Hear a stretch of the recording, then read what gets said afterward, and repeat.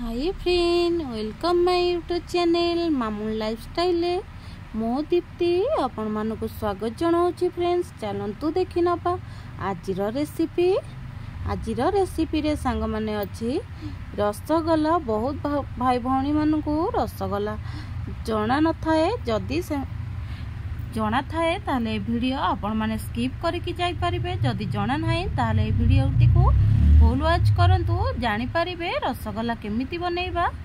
एठी देखि पारथिबे मोटी क्षीर नेछि। जदि आपणकर घरे क्षीर बा गाई क्षीर घरर ताहले आपण ताकु फुटेइबे नाही, केवल नख उषुम करिकि छेनाटा छिड़ेई पारिबे। जेहेतु मोर एटा उम्फेड क्षीर सेथि पई मो एठी फुटेई नउछि।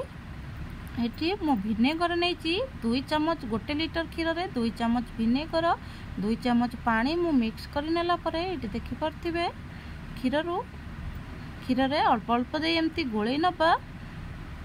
खट्टा अंश बाजिला परे क्षीर रे छांस एटा छेना आकार छिड़ी जाई थाए। एठी पर देखि पारथिबे छेना और पानी पूरा मध्य अलग हो जाईछि। एबे आमे गोटे जगह को छेना काढी नबा, माने गोटे सूता कपड़ा को यही भली छेना आपण छेना पड़ सबुतिर पाई यही भली छेना आपण छिड़ेई पारिबे। एटे देखि पारथिबे मोर छेना अति सहज रे छिड़ी गला।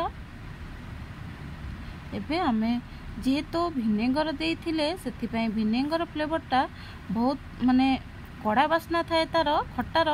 सेथि पई आमे ताकु टिके भलो करी धोई नबा, थररु 2 थर धोई नबा। जदि आपण लेंबू रस देइकी छेना छिड़ौचंदी ताहले थरे धोइले मध्य सेटा एते खट्टा लगी न थाए। एटी देखि पारथिबे आमे एमती हाथ रे आको चकड़ी नबा, एमती पूरा चुना चुना करके चकड़ी नबा। छेना को हमको 2 रु 3 थर जे पर्यंत छेनाटा प्लेन न हो जाइछि से पर्यंत हमको हाथ चकी रे ए भली करबा को पड़िबो। सांग माने रसगोल्ला आम ओडिशार कि नाई सेटा निश्चिंत कमेंट रे कहिबे। आम महाप्रभु जगन्नाथंकर रसगोल्ला एटा केही भी जते चेष्टा कले नहीं पारिबे नाही। एटी देखि पारथिबे सांग माने मोर तृतीय थर को एटा हमर पड़ी सारिछि। एबे हमर देखि पारथिबे केते प्लेन छेना चकड़ा माने होछि। एबे हमर परफेक्ट छेना चकड़ा हेई गला।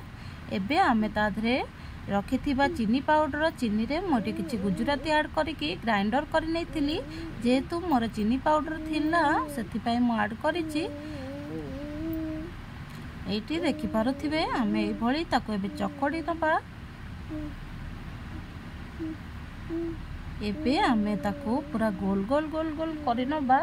जदि आपणकर छेना चकड़ा परफेक्ट न हेइथिबो ताहले जेतबळे आमे छेना को गोल गोल करिबा सेतबळे से माने झुरा झुरा कि सब तळे पड़ी जिवो। जदि एई प्रोसेस रे झुरा झुरा तळे पड़िला ताहले निश्चिंत जानिबे आपणकर छेना चकड़ाटी भल हेई नाही। ताहले आ टिके हल्का पानी छिंचिके ताको चकड़ीबा को आ थररु 2 थर चकड़ीबा को चेष्टा करिवे। छेना चकड़ाटा टिके कष्ट सांग माने, किंतु आजिकाली बहुत लोक ग्राइंडर मध्ये छेना को मिक्स करके हाथ लास्ट को ये कर नौछंती। बहुत उपाय अच्छी, आपण माने यूट्यूब रे मध्ये सर्च करि परिबे। मोर एटी छेना गुला सब ए भली मु प्रस्तुत कर नउछि। आपण को भली शेप देबे गोल की लंबा सेटा आपण मानक ऊपर निर्भर करे। प्रायतः छेना रसगोल्ला हमर गोल हेई थाए। एटी संग माने मोर सब ए भली देखि पारथिबे केडे सुंदर हेछि। मु एई साइज सब करिछि। जेहेतु हमर एटा पानी रे पकेला परे फुली जिवो। एटी मो 1.5 ग्लास पानी नउछि संग माने। एक ग्लास रे 1.5 ग्लास पानी नउछि। तापरे मोटी 300 जेहेतु 1 लिटर क्षीर रे मु छेना छिड़ेछि सेथि पई मु पाखा पाखी 250 रु 300 ग्राम भीतर चीनी ऐड करिछि। एबे आमे चीनी को जेमती तळे लागिबा को दबानी आको आमे एबे गोळेई नबा।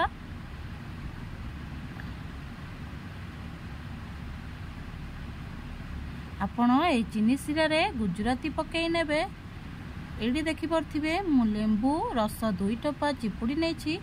लेंबू रस चिपुड़ीबार कारण होचे सांग माने जेहेतु रसगोल्ला सिरा बहुत पतला हेई थाए से शिरा मोटा हम ना। आउ दुई रे रहिला जदि चीनी शिरा रे किछि माने अलिया किछि थिबो ताहले सेटा परिष्कार जिनस बाहरी जाई थाए फेण आकार रे ऊपर को।